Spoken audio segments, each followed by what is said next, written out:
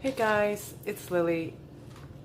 I'm bringing you something a little bit different today, and I'm going to give you my recipe. I do sell this on my website. I've been out for a long time because I couldn't get the containers for it. This is what I call my Canine Salve. Now, I formulated this several years ago and made several adjustments to it until I was happy for the members of search and rescue that I work with on a regular basis, because we put our dogs out in the field in all kinds of different environments. They get scratched up, they get bit, they get cuts, they get rashes, and so I formulated this salve because it's better, in my opinion, than anything you can buy, you know, in the store, because it's all natural. It doesn't have anything crazy in it. So in the beginning, just a little backstory. You know, I teach at seminars. I teach narcotics and I teach human remains detection to other canine handlers and their dogs. And so initially I started handing out just small samples for them to keep in their medical kits on searches, in their goodie bag, what we call a goodie bag, you know, their welcome bag when they come to the seminars to learn how to train their dogs better. So through all of that and all of their feedback and stuff, it became very popular. So I started selling it. It sells out so fast on my website. I have one lady in particular that buys a ton of it around the holidays to give it to all of her search and rescue friends as gifts, and then I also make her special orders of a much larger quantity for herself. Her and her partner live on a farm in Texas, and they have cows, and I should have pulled the email up so I could have the exact thing that they use it for, because they use it on themselves too. And I have used it on myself.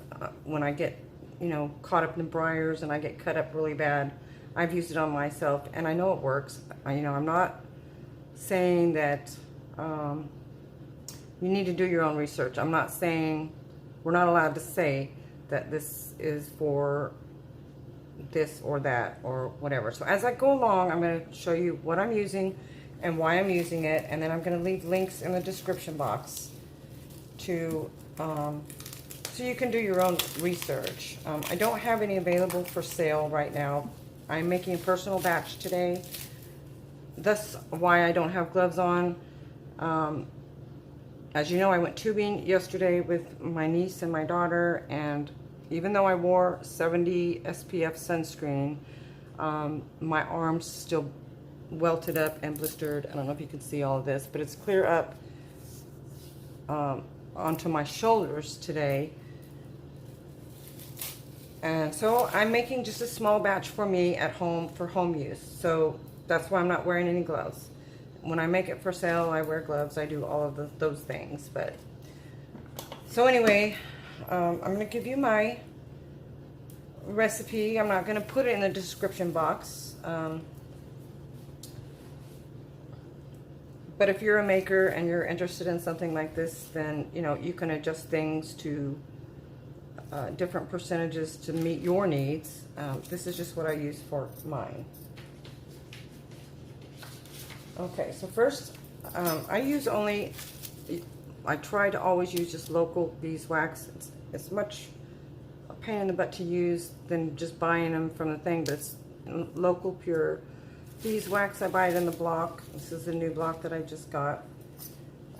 This is just to harden it enough to where it becomes a salve and not like a lip balm. Although I do make it in a lip balm form for people that like to carry it in their pocket when they're on searches and stuff, if their dog gets hurt and they're away from their car and their medical kit. So I do make a salve and a balm for that. So anyway, beeswax get this on grams. I'm going to do this recipe in grams because it's such a small amount. Let's see. This is going to be a pain in the butt. I probably should have done this part off camera. And I think I will. So I'm just going to pause you while I shred this. Otherwise, this is going to be a very long video because I need 11.34 grams of beeswax. Okay, finally there. That took me a little bit. All right, so we've got, I have a small scale and I probably should have used it for this. Actually, let me go get it and see how close I am. All right, I've got my little scale that gives me just a little bit more accuracy, and for beeswax, you want to be really accurate. Let me zero that out.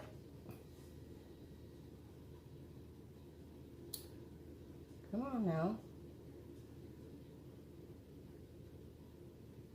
All right. And this smells, I love the smell of fresh beeswax. Okay, so what did I say we wanted? 11.34, right? So I lost a bunch of it here.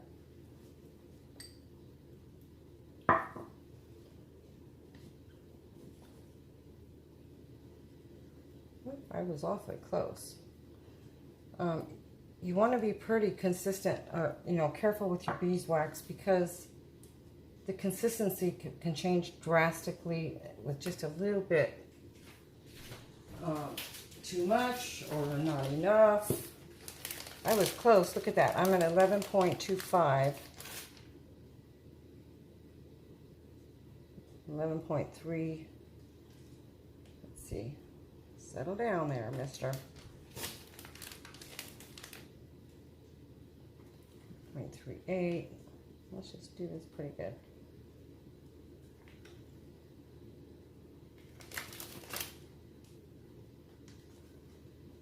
I don't know what it is about, I've bought beeswax from different suppliers, you know, commercial suppliers.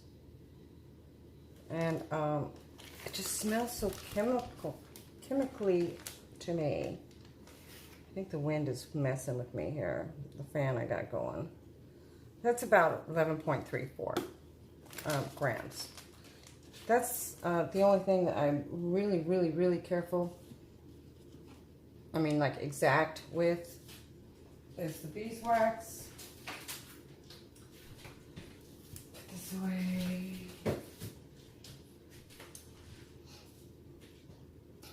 I'm going to go ahead and put it in this container because it's all going to go in a double boiler here. Beeswax, it's acts as a protective barrier, and it's also an anti-inflammatory. So that is one of, I mean, you got to use beeswax. You don't have to use beeswax. You could use other things to stiffen things up, but this is the preferred by most soapers or cosmetic makers. So that's what we're going to use. All right, so the next ingredient I have is going to be olive oil. And I need the same amount of olive oil that I have of the beeswax. I guess I'll just go ahead and use. See, I don't have to use this smaller scale when I'm making bigger batches, but because it's such a small batch, and I use pure olive oil also for this. I'm not sure, let's see. Yeah, I'm going to turn that fan off. I think it's messing with me.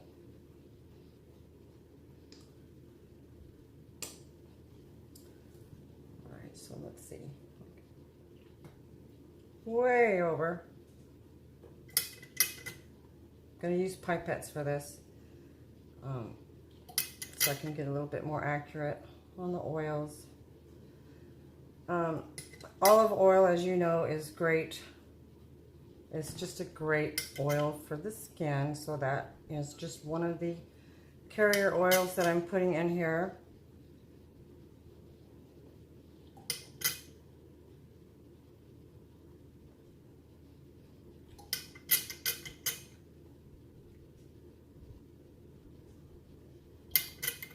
Goodness, I way over poured that now, didn't I? You get the idea. I didn't have to. I wasn't making such a small batch. Oh my God. So this might be a little bit longer than I wanted it to be.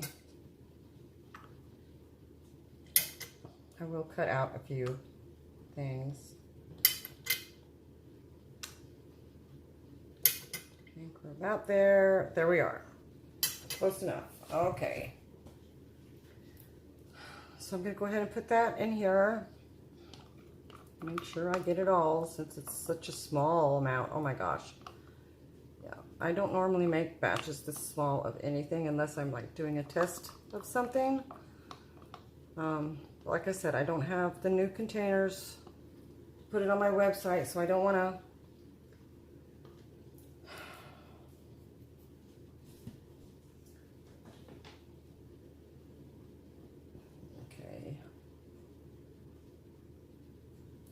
So that was, let's see, again, 11.34 grams of olive oil.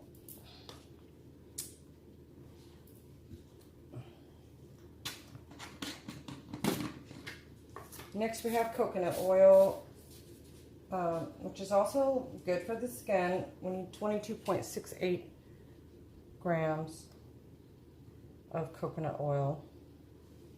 See if we can do a little bit better first go around.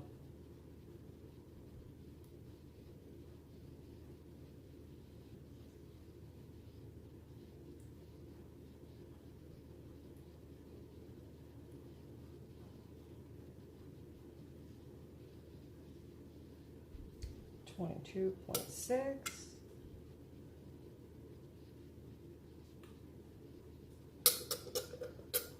$22.85. Okay, so let's get that in there.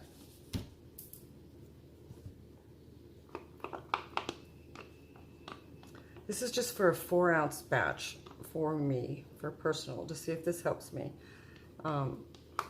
About 3 years ago, I started blistering, my arms started blistering up really bad. In the sun, just out of nowhere. And I've not tried this on my arms. I didn't even think about it.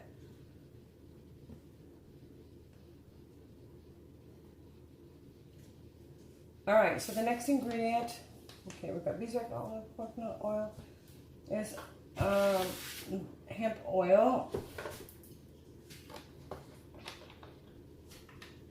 And we are at 17 grams of hemp oil. Hemp oil is a little bit heavier, so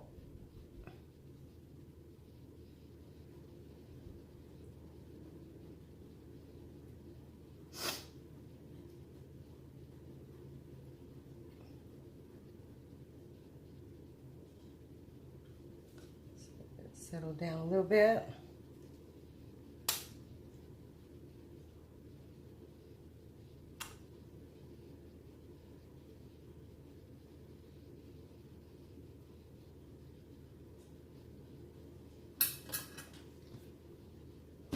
All right, so there's our hemp oil. At the end, I'll give you percentages, I suppose, because it's better if you're a soap maker or a maker in general that you have percentages.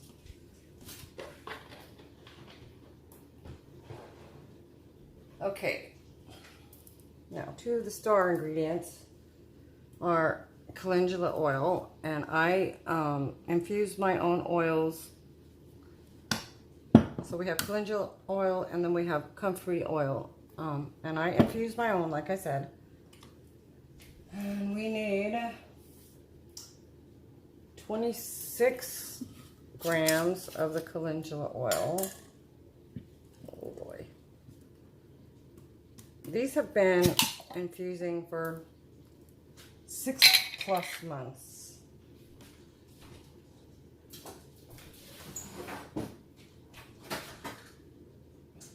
Smaller one.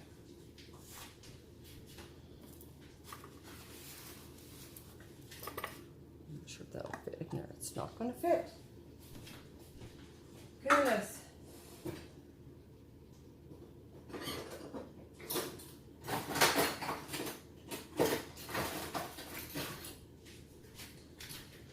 Let's see if this one fits. This might fit. Yeah. All right. So I'm obviously going to have to strain this into my jar because I'm pulling up some of the calendula, but that's okay. 26.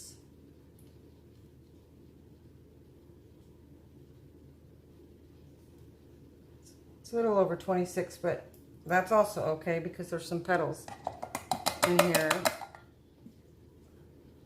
that I'm going to be taking out. It's much easier to make a larger batch to get more accurate, but I've got a spoon in the freezer so that I can test it, and I'll show you how to test that if you don't know.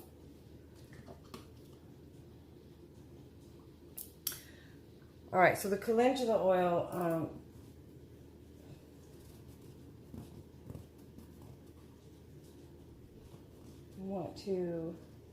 wanted to talk a little bit about that. That's an antibacterial, antifungal. It's good for minor burns, sunburn. It's antimicrobial to prevent like secondary infections, for quicker healing. Believe it or not, it's the slow development of wrinkles. Helps slow down the development of wrinkles and increases blood flow and encourages healthy growth of new tissue. So that's why I use that in my Canine Salve. I should probably rename it because my customers used it on themselves. But I'm going to be the test for me as far as these sun stuff goes. Okay, so the Comfrey Oil, I need 5.67 grams. Right. Zero it out. That's too much. No. Comfrey Oil, you've got to be very, very, I can't stress enough how careful you need to be with Comfrey Oil. I'm going to do it at about 6, just because of the parts of the herbs that are still in there.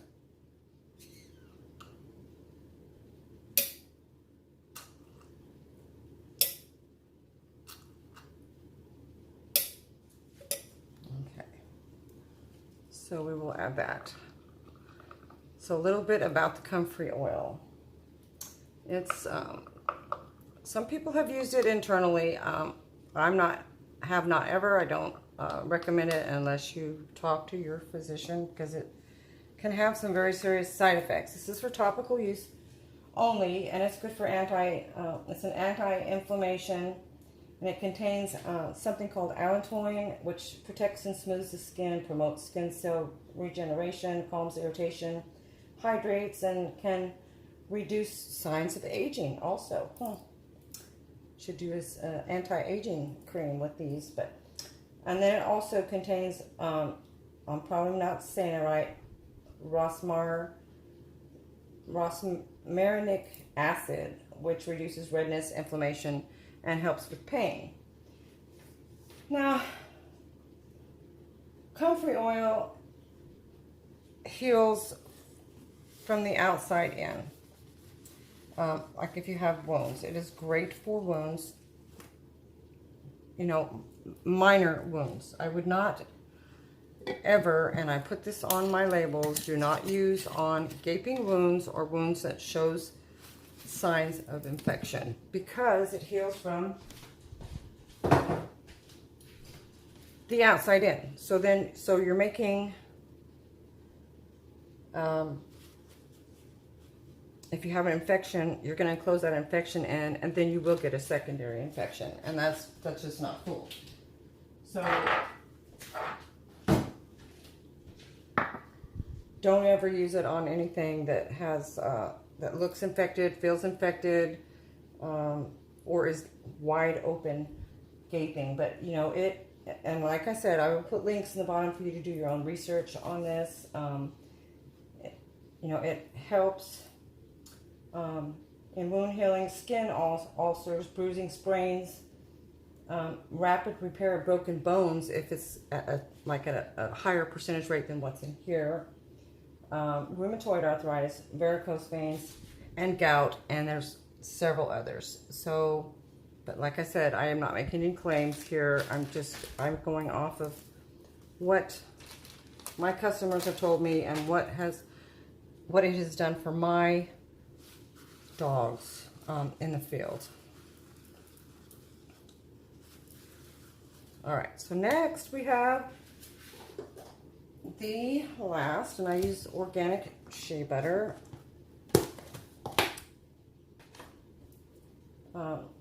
So shea butter is an emollient. That's why it was uneven there. It's an emollient, provides a natural barrier, and it helps protect skin from damage. So you have all these protection things going on in here that is good for lots of things. So shea butter, I need 19.28 grams. And I'm doing this, I'm not putting this in the whole mix because shea butter can scorch, and it also loses its effectiveness if it gets too hot. So this will go in that after this is all melted down, and I will just stir it in. 19.28, a little bit more.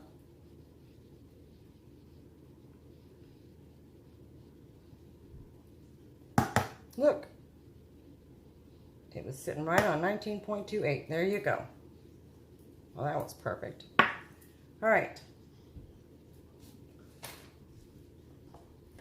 I just got my new shea butter in. I got 10 pounds in, and they came in these nice little buckets instead of bags in a big box.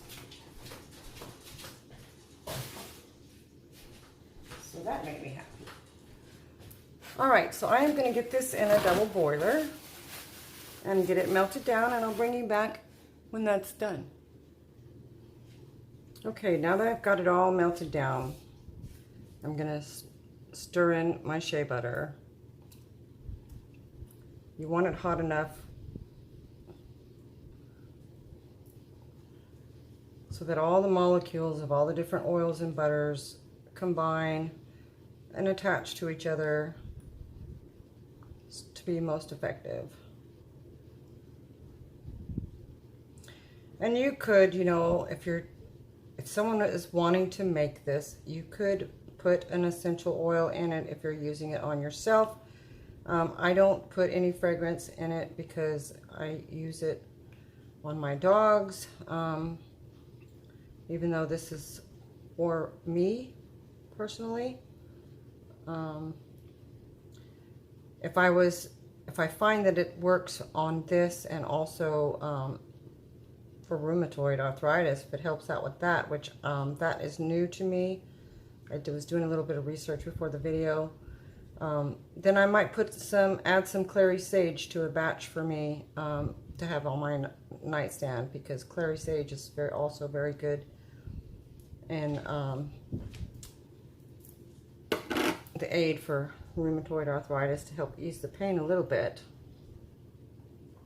I do make a little roller ball for me with that and a carrier oil that I carry with me. I used to carry with me on searches because my hands would be in so much pain.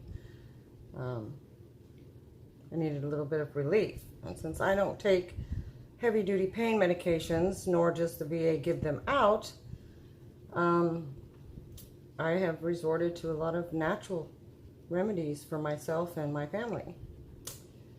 So let me give you the percentages real quick while this is all getting good. Beeswax, I do it at 10%. Olive oil, I do it at 10%. Coconut oil, 20%. Hemp oil, 15%. Calendula oil, 23%. Shea butter, 17%. And Comfrey oil, 5%. So now that we have those out of the way, and you don't have to infuse your own oils. I do because that's just me. You can buy them already made and all pretty where you don't have to strain it like me. But I prefer to go as natural as possible. So I buy organic everything and I infuse my own. All right, this is still a little hot. So let me get my spoon out of the freezer.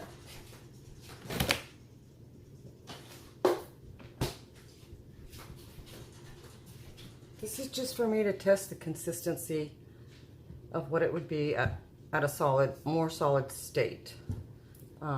It should be salve-like, not lip balm-like. And see how it is melting right there?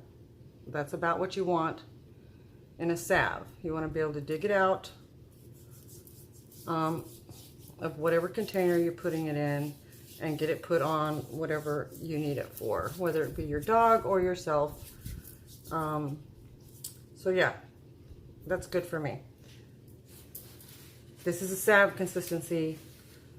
You would add more beeswax, obviously, if you wanted it in more of a balm consistency. Now I've already sterilized my jar.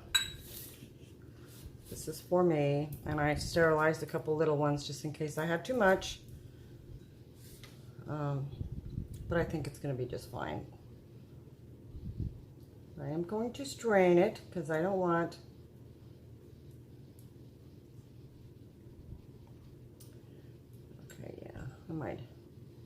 I'm going to have enough for one of those little sample things, and I did also sterilize those.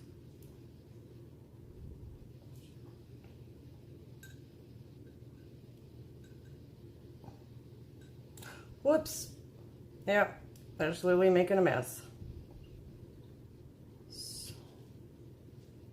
That's all right. They'll clean up. They will clean up. I'll clean them up once they solidify.